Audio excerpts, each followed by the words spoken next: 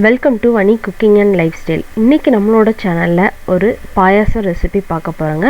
அதுவும் குயிக்கா பண்ணக்கூடிய ரவா பாயாசம் இன்னைக்கு நம்ம பார்க்க போறோம். இந்த பாயாசம் குறைஞ்ச இன்கிரிடியன்ட்ஸை வச்சு ரொம்ப சூப்பரா அதுவும் 7 to 10 மினிட்ஸ்க்குள்ள குயிக்கா நீங்க பண்ணி முடிச்சிடலாம். இப்போ வாங்க நேரா வீடியோக்குள்ள போயிடலாம். அதுக்கு முன்னாடி நம்ம சேனலுக்கு இப்பதான் நீங்க ஃபர்ஸ்ட் டைம் வரீங்கன்னா மறக்காம சப்ஸ்கிரைப் பண்ணிட்டு பக்கத்துல இருக்கிற பெல் ஐகானையும் பிரஸ் பண்ணிக்கோங்க. வீடியோவை ஸ்கிப் பண்ணாம பாருங்க. இந்த பாயாசம் பண்ணுறதுக்கு முதல்ல ஒரு பேனில் நெய் சேர்த்துக்கிறேங்க. நெய் வந்து ஒரு 2லேருந்து 3 ஸ்பூன் சேர்த்துக்கலாம். இதில் வந்து கொஞ்சமாக முந்திரி பருப்பு நம்மளுக்கு எவ்வளோ தேவையோ அந்தளவுக்கு முந்திரி பருப்பை ஃபஸ்ட்டில் ரோஸ்ட் பண்ணி எடுத்து வச்சுக்கலாம். நல்லா இந்த மாதிரி கோல்டன் ப்ரௌனுக்கு ஃப்ரை பண்ணி எடுத்தாச்சு. இப்போது அதே நெய்யிலே வந்து நம்ம ரவையை வந்து வறுத்து எடுத்துக்கலாங்க. ரவை வந்து சும்மா கொஞ்சமாக நீங்கள் சேர்த்தா போதும். 2 டேபிள் ஸ்பூன், அதாவது நம்ம வந்து 1/4 கப் மட்டும் சேர்த்துருக்கோம். இந்த ரவையை அந்த நெய்யிலே வந்து நல்லா நம்ம ரோஸ்ட் பண்ணிடலாங்க. நல்ல ஒரு ஃப்ளேவர் வந்து ரொம்ப சூப்பராக வரும் உங்களுக்கு. அந்த ரவையோட ஃப்ளேவர் வந்து அந்தளவுக்கு நல்லா நம்ம வறுத்துடலாம். கலர் சேஞ்ச் ஆகாமல் நம்ம வந்து வறுத்துக்கலாங்க.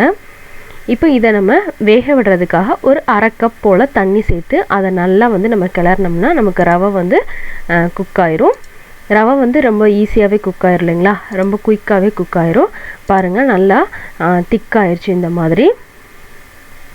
மாதிரி திக்கானதுக்கப்புறமா நம்ம இதில் பால் வந்து சேர்த்துக்க போகிறோங்க. நம்ம பாயசத்துக்கு எவ்வளோ பால் வேணுமோ அந்தளவுக்கு சேர்த்துக்கலாம். நான் வந்து இன்றைக்கி 1/2 லிட்டர் பால் சேர்த்துருக்கேங்க.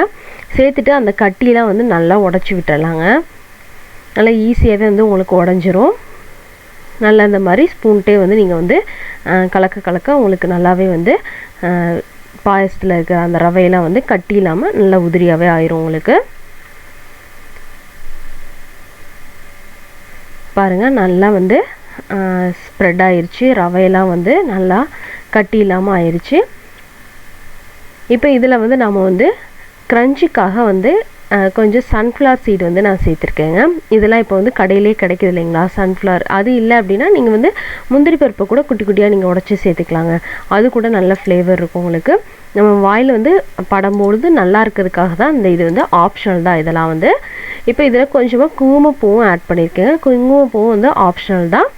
சேர்த்துட்டு நல்லா நம்ம மிக்ஸ் கொடுத்துர்லாங்க. மிக்ஸ் கொடுத்துட்டு நல்லா இந்த மாதிரி ஒரு கொதி வருது பார்த்திங்களா, அந்த ஸ்டேஜில் நம்ம வந்து சுகர் வந்து ஆட் பண்ணிக்கலாங்க.